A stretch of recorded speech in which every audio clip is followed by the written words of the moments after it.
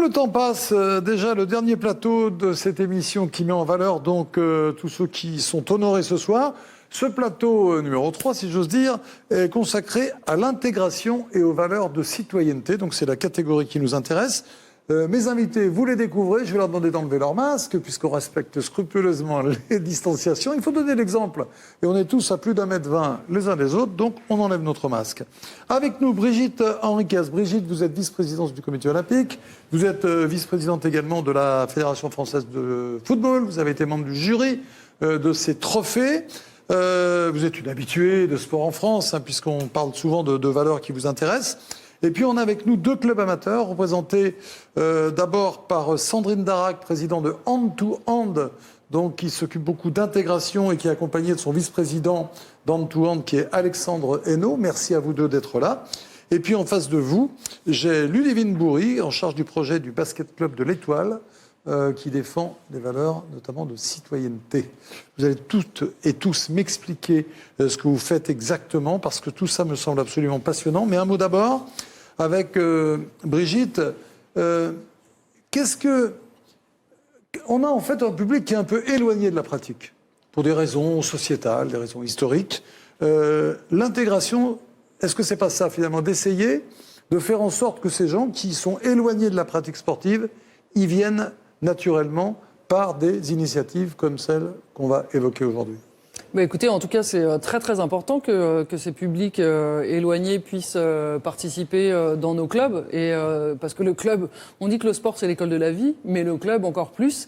Et je crois que c'est fabuleux de voir qu'il y a des clubs qui ont des initiatives comme celle-là, de permettre en fait à des personnes en situation de handicap ou différents, on peut dire ça comme ça, puissent effectivement être avec l'ensemble de la population, parce que finalement on est tous des citoyens et on est tous des sportifs et on est tous des, voilà, on est tous des passionnés de sport, et il n'y a aucune raison pour qu'on n'accueille pas ces publics éloignés comme vous dites. Alors on a des beaux exemples aujourd'hui. On va commencer avec Ludivine. Ludivine Bourri, vous êtes en charge du projet du basket club de l'Étoile. Ça se trouve où?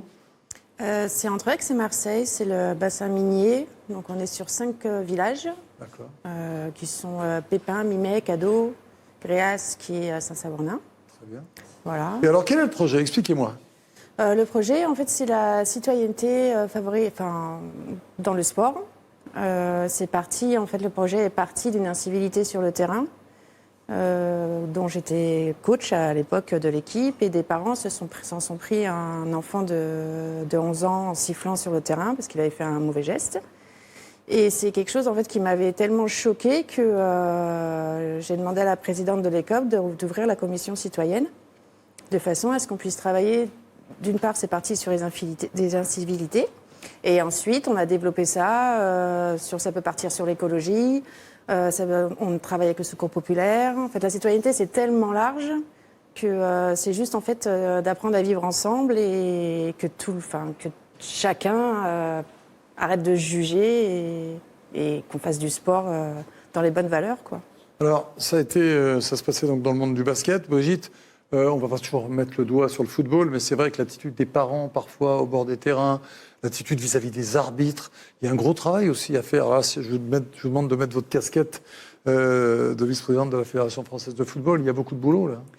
Écoutez, on pourrait croire qu'il y a beaucoup de boulot. En tout cas, bien évidemment, il y a de l'incivilité sur l'arbitrage, évidemment, que sur le respect des règles, c'est quelque chose qui est au cœur de nos préoccupations en permanence. Mais je peux vous dire que sur les 1 million de matchs qu'on organise tous les ans, très sincèrement, sur le pourcentage, il y a vraiment très très peu d'incivilité. Alors c'est vrai qu'après, quand il y en a des très grandes, vu la popularité du football, la médiatisation, on a l'impression que c'est tous les jours. En tout cas, ce qui est certain, c'est que grâce au sport, on peut permettre d'éduquer, comme vous le dites très bien, le sport, il n'y a pas mieux pour éduquer au niveau des valeurs. Et puis surtout, le rapport à la règle, c'est quelque chose qui est important, parce que dans le sport, que ce soit le foot ou les autres disciplines, il y a des règles à respecter. Sinon, on est hors jeu, sinon on ne peut pas jouer. Et puis, il y a aussi le respect de l'autre. Et tout ça, ce sont des valeurs, effectivement, qu'à travers le sport, on peut développer. Quelle est la cible principale, je vous pose la question à toutes les deux, pour justement développer ces valeurs? Est-ce que c'est les parents, souvent? Est-ce que c'est les jeunes? Est-ce que c'est le public globalement avec les arbitres? C'est quoi la cible pour vous? Qu'est-ce qu'il faut éduquer? Est-ce qu'il ne faut pas autant éduquer les parents que les enfants? Nous, en fait, on se sert de nos plateaux avec les petits où on se sert de l'école d'arbitrage sur les matchs. Parce qu'en fait, les petits, les enfants, c'est ceux qui vont transmettre le mieux de dire aux parents, ça, c'est pas très bien ce que tu fais, en fait. Ou ça, pourquoi t'as dit ça, il a fait ça. Et l'arbitre a sifflé parce que j'ai fait une erreur, ou voilà. Et en fait, après, les gens qui sont touchés par l'action, ça devient très très large, parce que quand on fait des plateaux pour les petits, on invite les communes d'à côté. Donc il y a les autres parents qui arrivent, donc ça se transmet petit à petit dans les autres clubs. Donc nous, on se sert des jeunes pour aller atteindre... et d'ailleurs, ça fonctionne, puisque par exemple, nous, on a les fautes techniques. Et il y a une année, je recevais que des factures de fautes techniques de joueurs, surtout chez les seniors. Ça fait 2 ans que j'en ai aucune. Il faut savoir quand même que les fédérations réclament, pour justement essayer de tenir les clubs, lorsqu'il y a une faute technique, il y a une amende qui est payée par le club à la fédération. Parlons un peu maintenant, merci beaucoup Ludivine, parlons maintenant avec Sandrine et Alexandre de Hand to Hand. Alors Sandrine, vous commencez par m'expliquer le projet. Le projet est né en fin 2006, suite à une envie de ma part de partager la danse. En fait, je suis danseuse. Alors, danseuse de danse contemporaine et de danse de société, de danse de couple. Et ça faisait quelques années que je pratiquais et j'avais envie de partager avec des personnes différentes. Ça se passe où, pardon ? Ça se passe à Mérignac. Notre association est à Mérignac, dans la région bordelaise. En vous entendant parler, je me doutais que c'était pas dans le Nord. Donc voilà, donc c'est né en 2006. J'avais envie de partager la danse avec des personnes, on va dire, différentes. Voilà. Quel handicap, je ne le savais pas.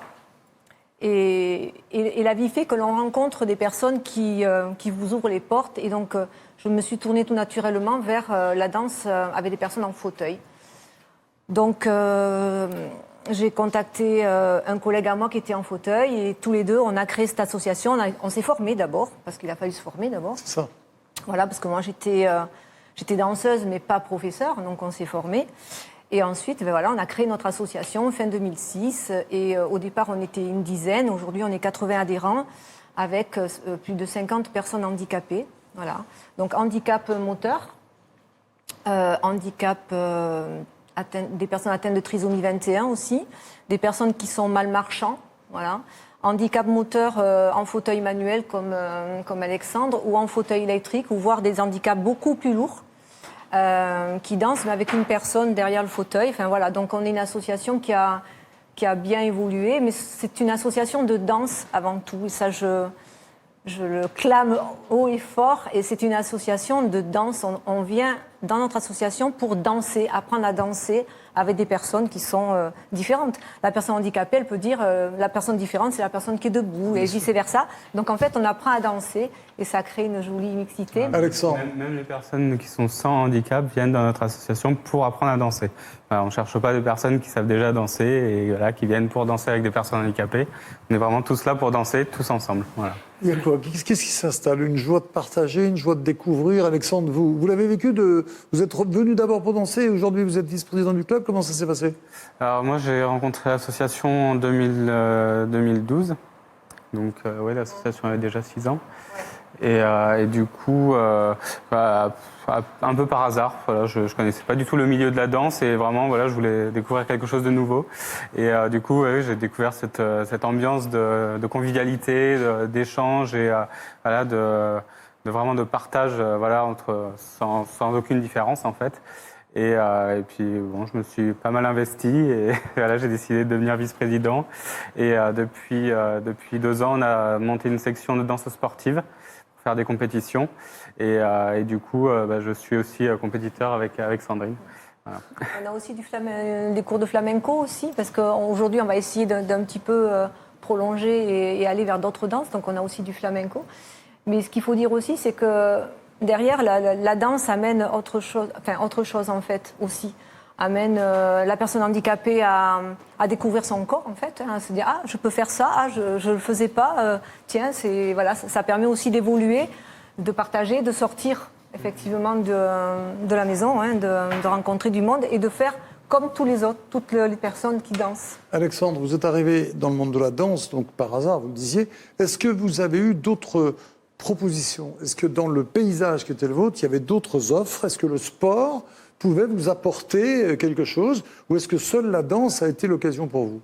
Non, justement, j'entendais beaucoup parler du foot fauteuil, du basket fauteuil, de D'accord, c'est accessible, ça. Vous êtes l'athlétisme pas- aussi. Oui. D'accord, très bien, c'est une bonne nouvelle. Ouais, sur Bordeaux, il y a pas mal de choses, justement. Il y a des grosses associations. Et justement, j'ai été justement attiré par la danse parce qu'on n'entendait pas beaucoup parler, justement. Voilà, parce que c'était pas très développé.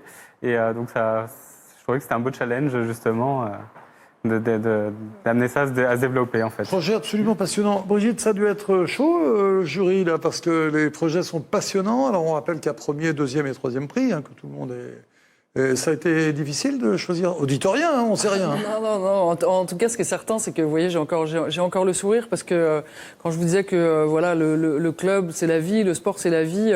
En fait, je crois que chaque club a tellement, enfin ceux qu'on a vus, en tout cas, avaient de tellement belles initiatives que je trouve qu'on n'en parle pas assez. Et je me réjouis que Sport en France puisse mettre à l'honneur, voilà, ces belles initiatives du vivre ensemble, d'intégration, parce que comme vous le dites, ça a été super dur de choisir. Il y a vraiment, et ça, c'est quand même la force vive de notre nation, tous ces bénévoles qui sont engagés au service voilà, du sport, de ces sportifs, d'encadrer, d'accompagner, d'éduquer. Enfin, je le redis, je crois qu'aujourd'hui, dans notre société, on a tellement besoin de ces clubs, tellement besoin de ces associations, tellement besoin du sport. Encore qui plus est en ce moment, on voit bien avec la crise sanitaire comment c'est difficile. Les clubs, voilà, c'est de la citoyenneté, c'est aussi, vous l'avez dit, de la convivialité. Qu'est-ce qu'on a comme bonheur? Et là, c'est vrai que sur du vivre ensemble, sur de l'intégration, enfin voilà, comme vous le dites, on a vraiment eu beaucoup de mal à différencier. Ludivine Goury, est-ce que vous vous sentez isolé ou est-ce que vous vous sentez aidé dans vos projets? Est-ce que vous sentez qu'il y a un élan derrière vous? Oui, on est soutenu et en plus on est valorisé par ça et on est reconnu. Donc on a aidé déjà, comme vous dites, tous les bénévoles, parce que ça se fait pas tout seul. Et il ne faut pas se mettre la pression là-dessus, chacun fait comme il peut, ce qu'il peut. Et les communes derrière nous donnent, sans eux on peut rien faire parce que c'est eux qui ont toutes les structures, c'est eux qui ont un petit peu toutes les clés. On a la fédération qui nous valorise, qui nous aide avec tous les, on appelle ça toutes leurs affiches, leurs campagnes. Donc c'est pour la discrimination, pour l'arbitrage et tout ça. Ils ont fait le label citoyen. Alors ça c'est plus qu'une valorisation parce que quand vous commencez à vous intéresser, à regarder le label, et puis vous commencez à cocher les croix, et puis un jour on vous dit que vous avez le label 3 étoiles. Il y a une autre très belle initiative dans le basket, c'est avec Bernard Jambon, qui est justement sur le côté citoyen et le côté vivre ensemble et se bien tenir ensemble. Il se passe beaucoup de choses en ce moment dans le sport. Même question pour vous deux, vous vous sentez aidé? Les municipalités, les élus sont sensibles à votre démarche? Oui. On a beaucoup de soutien des mairies, que ce soit Bordeaux ou Mérignac. Ouais. Et on a aussi beaucoup de soutien de l'Association des paralysés de France qui a vraiment permis à notre association de se lancer. De se lancer, oui. Il nous a aidés en nous prêtant une salle. Oui. On a de plus en plus de reconnaissance aujourd'hui.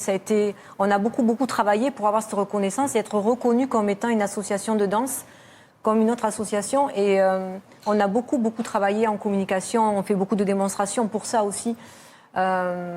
Et aujourd'hui, effectivement, on sent qu'il y a une reconnaissance qui commence à arriver de la part des mairies, mais aussi des fédérations françaises de danse, de la Fédération française handisport aussi, qui aujourd'hui commence à ouvrir un petit peu vers les personnes handicapées. Voilà. Bravo Sandrine, en tout cas, d'avoir mêlé justement votre passion qui reste la danse, justement. Vous n'êtes pas sortie de votre spécialité, mais vous avez donné ce sens et cette dimension. C'est vraiment tout ce qui se passe et ce qui sera valorisé dans ces trophées Club Plus, dont vous allez voir les meilleurs moments, évidemment, sur Sport en France. Merci à vous quatre. Merci à tous ceux qui ont participé à cette émission, que j'ai vraiment été ravi d'animer et de présenter. Je vous donne rendez-vous très bientôt sur Sport en France, évidemment. Et ne manquez pas le compte-rendu de cette cérémonie qui va être très émouvante, j'en suis sûr. Merci.